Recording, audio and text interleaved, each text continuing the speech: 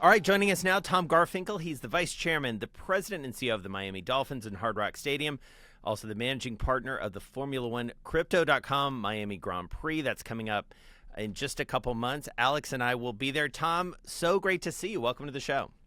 Great to be here. Thanks, guys. Appreciate you having me. All right. I was joking, Alex, that this guy is like the hardest working man in Hollywood. But, Miami is the new Hollywood. Everything's happening down there. You guys saw it before anybody else. I mean, Tom, give us a sense of what's going on, these days with you. All year is your busy season, but this is an especially busy season for you. It is. Yeah, this is a very busy season. Wrapped up the football season, moved on to the college football semi-championship game. Then we have our big Dolphins Cancer Challenge bike ride here, where we raised over $15 million this year to fight cancer. Then we prepare for the Miami Open, and we have the Miami Open tennis tournament going on right now, and then preparing for the Formula One race in early May. Right after the race, we'll have a Shakira concert, then a Post Malone concert, then Club World Cup. So a lot going on here. So, Alex, I'm going to actually ask you a question that I then want to turn to Tom, which is like, what the hell is going on in Miami? Like, I think, how did this all happen? You grew up there. You're the longest standing Miami resident of any of us. Like, what happened down there? I'm not sure what the heck's happened down here, but I had dinner with Tom a few years ago, and a mutual friend hosted a small private dinner. And when I was hearing Tom explain all the things that, he was working on, which was a lot, but he gave us a little preview of what was in the pipeline. And not only was it true, but he actually undersold it. And that's hard to do because what, Tom and Steve Ross have built down here is really nothing short of spectacular. And he's made our city better, but he was also ahead of the curve. Remember, he was doing this before this explosion that's happened here the last 2 or 3 years. So it's been a perfect formula. And I guess, Tom, my question to you is, when you think about your schedule, you just kind of gave us a little blip. How do you divide, if it was a pie, percentage-wise? Is it Shakira? Is it F1? Is it Dolphins? Where are you with that? Well, we have a lot going on, but we had about in 2017-18, we had about 26 major events we do here at the stadium, about 1.4 people that would come through here. Now we're doing, 48 major events, 2.3 million people. So the calendar is pretty full. All of them. I think tennis, Formula One. Obviously, the most important thing we do here is the Dolphins football season. We host the Miami Hurricanes for their home games, their college football games. We have the Orange Bowl here. We have the semi this year. We have the national championship coming in 2026. The Club World Cup this year. The FIFA World Cup hosting 7 matches next summer. The fun never stops here. I like to say it's maybe the only place in the world where we try to create something. Steve and I had this vision for a global entertainment destination and trying to create something where the most talented people in the world could all come to perform. And when you think about, Roger Federer, Serena Williams, Messi and Neymar, Lewis Hamilton and Max Verstappen, the greatest players in the NFL, college football, artists like Shakira or Jay-Z and Beyonce, et cetera, have all performed here. Taylor Swift this past fall. It's a very unique thing that all of those people have been on our site in one place, and I think we may be the only place in the world where that's the case. Tom, I know Alex is going to want to talk in a few minutes about your work in baseball, but before we go back there, we're always interested in sort of like that initial deal, when you and Stephen Ross get together and, you sort of circle around each other and, you're a big hire, he's a big name. Like, how does that deal happen? How does that come about that you guys form this partnership? Well, Steve and I actually met first. I interviewed for the job in 2009, and I was with the Arizona Diamondbacks at the time, and we were introduced. And it's kind of a longer story, but one thing led to another, and I actually pulled out of the process and went to the San Diego Padres. At the Padres, I had 3 owners in 4.5 years. It was an interesting situation there, but learned a lot, had a great experience, and then was fortunate enough to reconnect with Steve and come here at the end of 2013. And Steve and I, we have a very close relationship. I have so much respect and admiration for him. None of this is possible without him. In fact, the other day I had just an overwhelming moment of gratitude. I was sitting with someone in the soccer business who works with players like Pogba and Messi and these different folks, and he just said, you guys are the best at what you do in the world. And I had just a moment of none of this is possible unless Steve gives us sort of the autonomy and the resources and supports us and with the ideas that we have and also contributes to those ideas and has a vision with us. So that's kind of where it all started. We met, we kept a relationship. I came to work with them and we just sat down and started collaborating and both share this desire to do things differently, to think big, and fortunately he's allowed us to do it. Yeah, so Tom, following up on Jason's question, I mean, we love great partnerships here, and this seems like a match made in heaven. When you think about Steve Ross's, his background, over 50 years in real estate, a true savant, as blue chip as they come, and then with your background, with your global experience around sports, media, entertainment, building these great platforms, how is that conversation? Is that a weekly conversation? Do you ask him for advice? Does he ask you for advice? Tell us a little bit about your collaboration. Yeah, a little bit of both. It ebbs and flows. I mean, we'll have a week where we talk 3 times a day, and then maybe we don't talk for a week. Steve is a visionary. First of all, I think Steve's just a really good guy. Like, he's the kind of person you enjoy going to dinner with, you enjoy spending time with. He makes you laugh. You want to spend time with him. He's a good person. He treats people well. So I think it all starts there, and then we just kind of enjoy each other's company, and he allows me to argue with him and fight with him a little bit and debate and because we're always just trying to get to the right conclusion of things for the business and to grow things. And so that's also a lot of fun. But yeah, it ebbs and flows. And in terms of how much time we spend together, Steve is just changing the landscape of South Florida, not just here with the stadium and all the private investment he's put into this, but also what he's doing in West Palm Beach right now. It's incredible what he's doing there to create a vision that he has to create the best, most livable place to live, work, and play in the country. And he's all in on it. It's quite a thing to watch. It's amazing. He's doing incredible things there.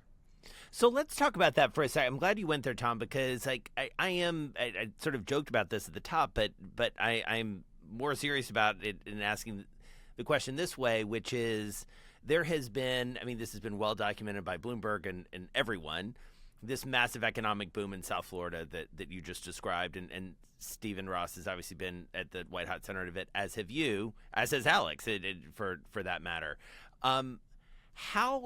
Help us understand how sports and what you're doing fits into that. Like, how does each feed the other, and what has that boom done to either enhance, to make more challenging sort of your broader business? Like, how does that all fit together?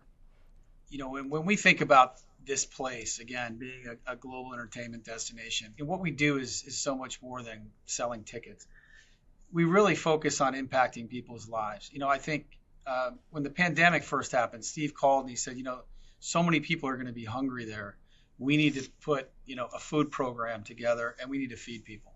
And we went and we got local restaurants who would have went out of business and kept them in business with over $3 million from Steve personally and from the Lennar Foundation, where we went and bought meals, did 1,000 meals a day, initially intended to be for 3 months, and we ended up doing it for over a year for local residents in Miami Gardens. And that was really Steve's initiative. So there's so many things that we do here to try to help people with that, or the $15 million to fight cancer just this year. Now almost $100 million we've raised for Sylvester Cancer Center at the University of Miami through the community of people that participate in that. And so that's a big part of what we do. I think what we do is put on events that in today's world that is, people are isolated, people are lonely, people are stuck on their phones, particularly post-pandemic. We bring people together to experience life. And I don't, I communicate that often to our team. We've got an amazing team of people here who do great things and work really hard. And they need to know that what they do has purpose, it has value. And when we do something like bring the Formula One race to Miami, it doesn't just have the economic benefit locally here of like having a Super Bowl every year, basically. It also I have this vision where I'd like to see young kids that grew up here in Miami Gardens that 10, 20 years from now are working in Formula One as PR people, marketing people, engineers, whatever the case may be, because they came out and were inspired uh, by what we're doing here and by a sport that they may not have had, exposure to otherwise. And so we do things with STEM programs and with community ticket programs and everything else to keep the community involved. But um, the culture migration here, what's happened in Miami, I say it's a curator of culture really for the rest of the country. In some ways, the rest of the world, you think about sports, but uh, music, fashion, art, uh, the hospitality industry, it's a center of culture really for the rest of the country now. And so we try to bring that all here to the campus and do that in different ways and show that off to the world in different ways. So, Tom, obviously our viewers know a lot more about the NFL and the Miami Dolphins, obviously one of the 1 of 32 blue chip franchise in sports around the world. My question to you is, you've had multiple years where you've broken records in revenue, whether it's ticket sales or team revenue. But for our listeners and viewers at home, you have this F1 week. How would you compare, say, 9 to 10 weeks for the Dolphins total revenue in comparison to 1 week of revenue that you can create for the F1? To answer your question directly, Alex, every year really for the past several years has been a new record in terms of ticket revenue, thanks to our great fan base and the renovation of the stadium and all the things that we've done. But so this year was the most we've ever done. I think we were third in the NFL actually in gross ticket revenue this year. And the weekend of the race, the ticket revenue is more than the entire Dolphins season, just to put it in perspective for you. Wow. Oh, my God. Yeah, it's quite an incredible thing. And, Formula One is just continues to grow here in the United States. Now, I'm not suggesting it's a bigger business than the NFL by any means, or the NFL is the most relevant, most important, maybe cultural phenomenon in the country, even beyond sports. And so that's not what I'm suggesting by any means. But I do think that Formula One racing here in Miami, an international city, bringing it here to the United States. People come out to the race for a great event, and then they fall in love with the racing, and then they become fans of racing. And tell us a little bit about that decision and that deal, Tom. Because becoming a promoter for a Formula One race is not something anyone takes lightly. It's a huge commitment. It's a 10-year commitment, I believe, in your case. You got to build some infrastructure. You have to have this partnership with Formula One and the FIA to sort of do all this. Talk to us a little bit about those conversations between you and Steven when you're like, okay, well, we're going to do this. Was it a hard decision? Did it feel risky? What was the sort of the tenor of that at the moment? Well, Steve is, first of all, he's just, he's amazing because I'm not sure he really even understood what it was when the process first started. It's like, let's bring a Formula One race. That's great, baby. Let's do it, So, and then we went to the race in Montreal. This was back in, I think, 2018. And we were driving away from the racetrack afterwards, and he looked at me in the car and he said, I had no idea how big a deal this is. Like, are you sure you can do this? Wow. And I looked at him and I said, yeah, we can do it. And he said, okay. And that was it. And why did you think it was a good business? Well, I had worked in motorsport. Yeah, you had worked in motorsport. Yeah, previously in my career, and I knew what Formula One was. I knew a lot about it. I had relationships and things throughout motorsports. And I actually, when I first got here in 2013, I drove my car out on 199th Street out in front of the stadium, and I thought to myself, well, this is a racetrack, and I had always had this idea to want to build a racetrack around a stadium. I don't think street races in the United States work particularly well. I was on the board of the Houston Grand Prix when I worked with Texaco way back in 1998. And I learned a lot in that process about, the business interruption and what happens to you're interrupting residences, businesses, and not just for the 3 days, for 3 months leading up, a month afterwards, et cetera. And on this site, we have a contained environment. We're only interrupting ourselves, right? We have to put on all these other events while we're getting ready for a race and building a racetrack and everything else. And we can control that and contain that. But when you're doing it in city streets, it's very difficult to do. And so I knew putting it around a stadium made a lot of sense in a lot of different ways, and had a vision for that. I think Formula One we first met with in 17, 18-ish, and they wanted to put it downtown Miami. They wanted the blimp shots of the yachts and these things and the TV shots. And, there's a lot of challenges. I mean, you get 20,000 people in and out of there for a heat game. And so I don't know how we're going to get 100,000 people in and out of here. You're disrupting all these businesses. You have to take things and put them back up. You've got the heat, you've got the port, you've got residences, you got all these things where you're really disrupting them. And I finally was able to kind of convince Chase Carey of that through the diligence process, who was at Formula One at the time, and then brought him out here to the stadium, put cones out in the parking lot where the racetrack would go, took him out on the top of the stadium, walked him around and said, we're going to have views that no other racetrack has. And by then we had done, in 2019, we had done the tennis tournament for the first time. So we had kind of proven we could create this oasis that wasn't a parking lot anymore. And I think their biggest concern was we don't want to have a race in a parking lot. And so once they understood that we were going to create something really unique, different, they got on board. And then we were negotiating, and then COVID hit, and then that delayed it. So it really took 4.5 years to get the deal done. When Stefano came on board, Stefano Domenicali, the CEO of Formula One, in January of 2021, we got on a couple Zoom calls and hammered out a deal actually pretty quickly. And by April of 21, we had it signed, and the first race was in May of 22. So that was an 11-month thrash by the time we had it signed and started moving. But I really credit Chase and Stefano. It wouldn't have gotten done without them, and obviously Steve. I mean, his commitment and willingness to say, hey, I trust you, let's go do this. So, Tom, you have this incredible platform you and Steve have built. And when you think about just zoom out and look at the Holdco, and you look at Team Co, Dolphins, and then you look at Real Estate Co, how beneficial has it been to be able to own or control the site as almost a blank canvas, as you're talking about cones and this, versus if you didn't have control of the real estate? How much smaller or how much bigger is your business because you control the real estate? It's significantly bigger. That's a great question, Alex. Having worked at other stadium environments, ballpark environments where it's owned by a municipality, you have a lot more constraints. You have a lot more restrictions. You have a lot more process to go through to get things done. And so owning the site, owning the stadium is a big difference maker. But because we own it means we can do a lot of, there's permitting processes and things, but it's really just going to Steve and saying, hey, can we do this? And that's a lot different than going through, a civic, sort of organization or municipality, for sure. So let's talk a little bit about football if we can. That is the crown jewel. The Dolphins, obviously one of the most storied franchises in the National Football League, which, as you rightly said, Tom, is like it's the big kahuna of global sports. It is the envy of every league that's out there.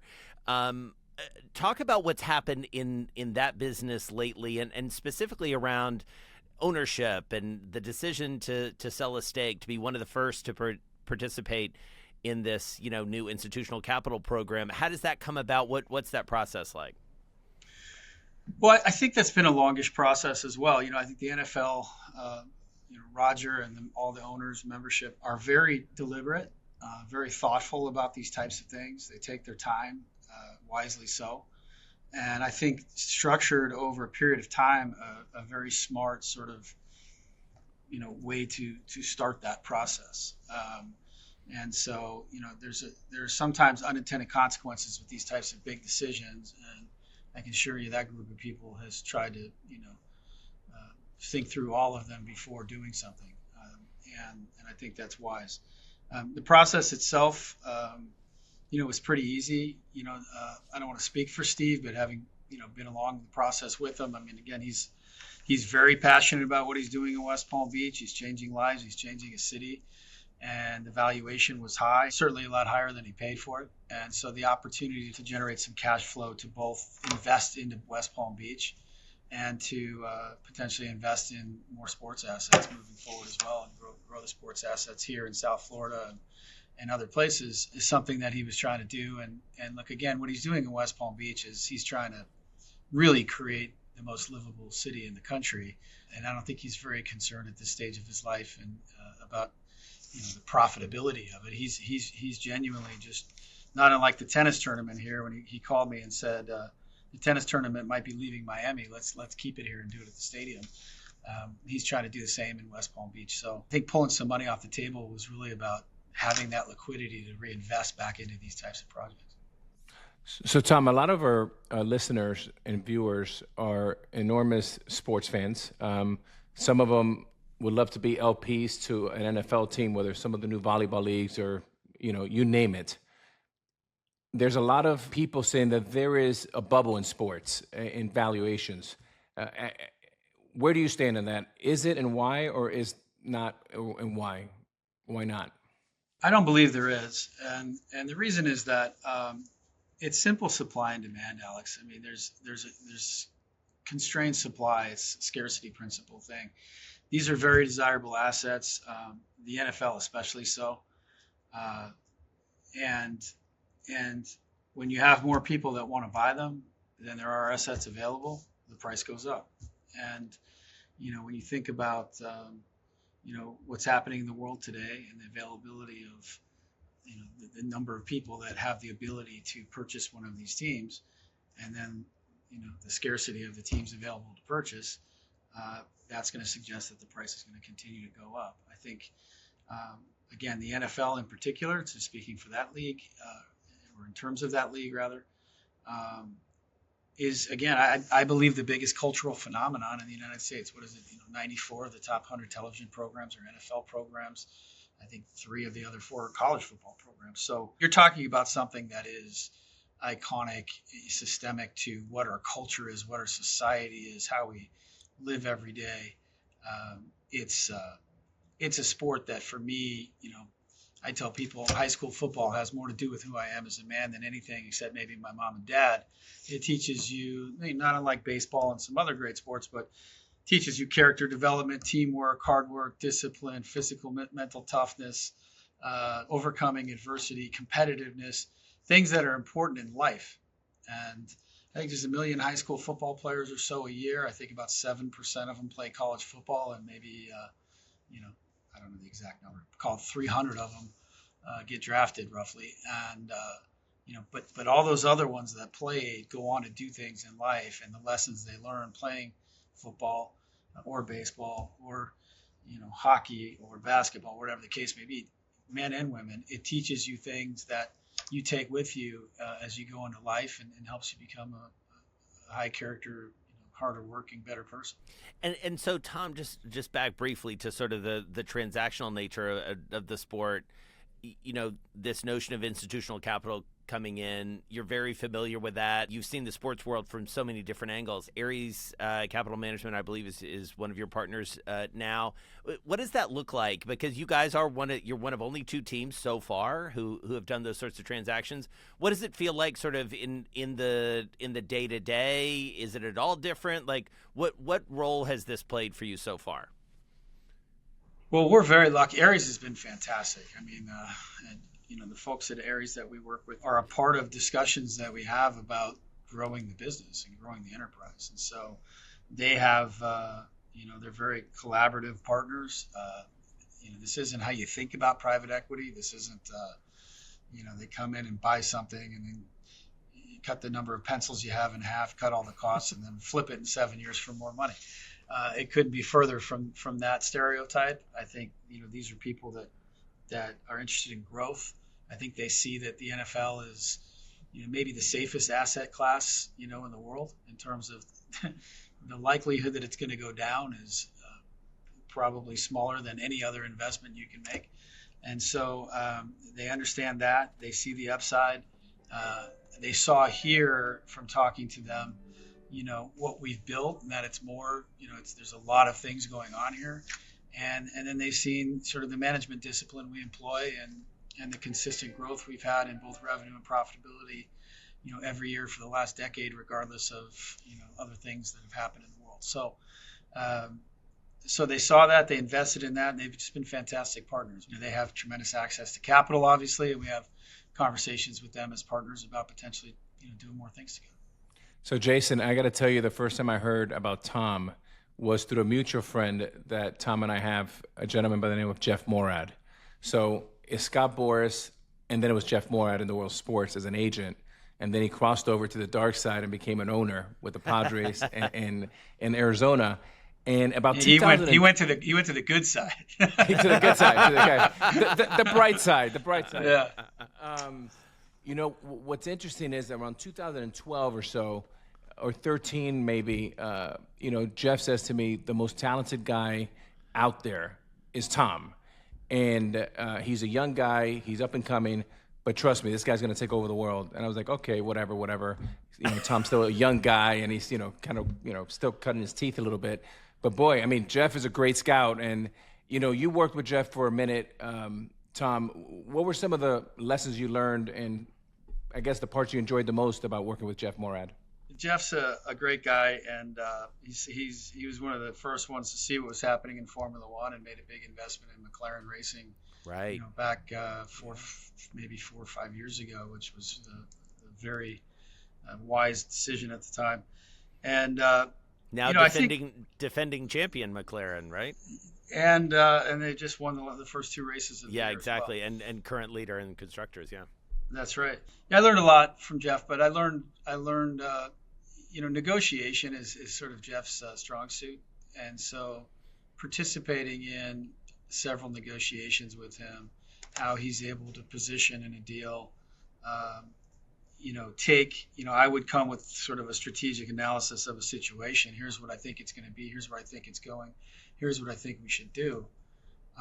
And he said, well, what do you think is, you know, what's the right number? And then I tell him the number and tell him why. And he, and then he would go and negotiate the deal, and I'd ride along with him sometimes. But I learned a lot in terms of, you know, listening first.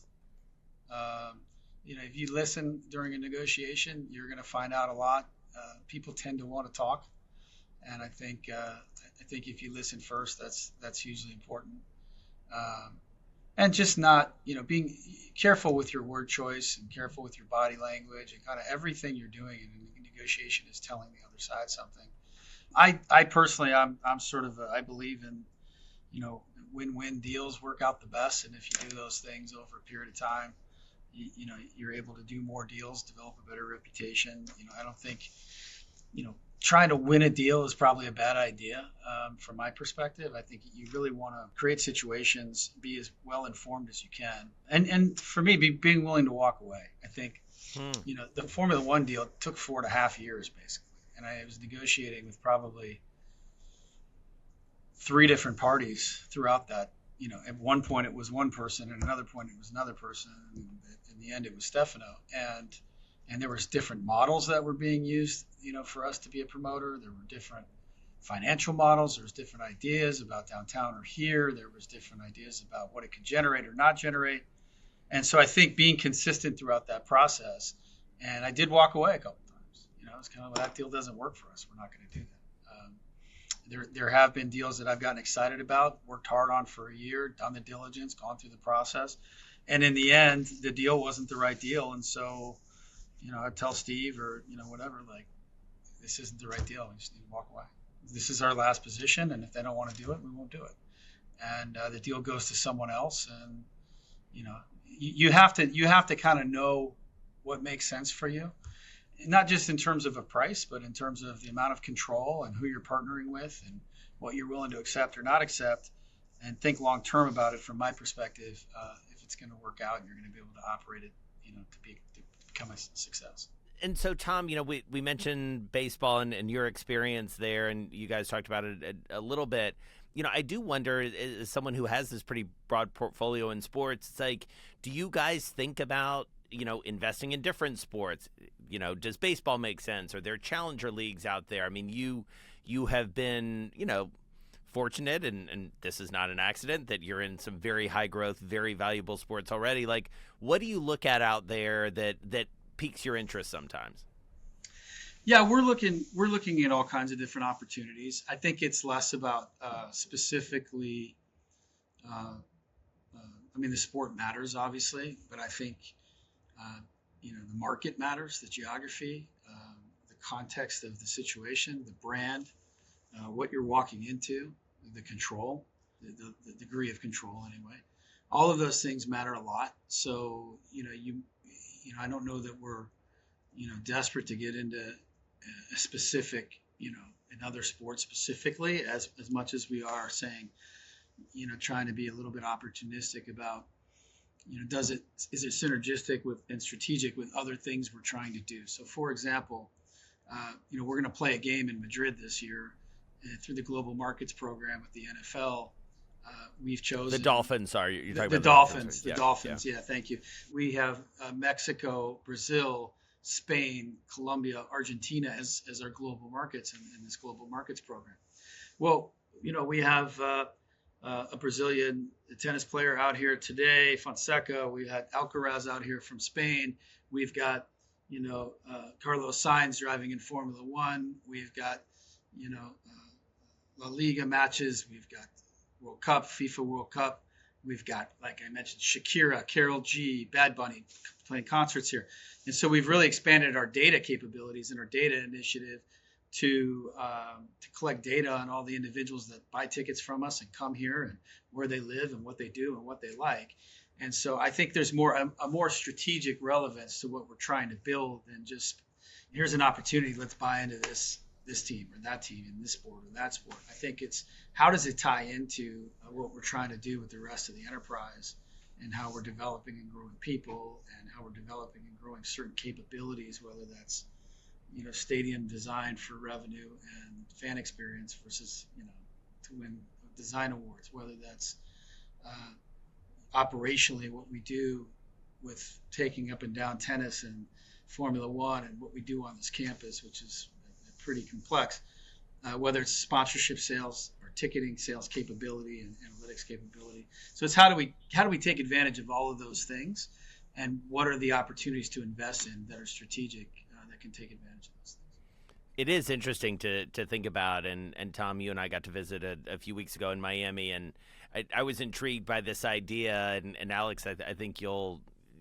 be interested in this too. This notion of this very diverse demographic that you guys probably have not just a window into, but like really hard data about, that is probably the envy of a lot of other organizations in terms of being able to cater to them, not just in an individual sport or an individual artist, but, across, to your point, music, entertainment, and sort of takes us back to where we started in terms of the cultural relevance of Miami, especially as a gateway to Latin and South America. And you think about the Messi effect, there in South Florida, you think about the World Cup, the Club World Cup, all of those things it does seem to create this momentum around a real business case that is probably very distinct from any other sort of sports empire out there. Is that fair? I think it's very fair. It's the fastest growing segment of the population in the United States. The world is shrinking. So from a global perspective, I think there are people that live in Latin America that may have a place in Miami or a place in Madrid or both.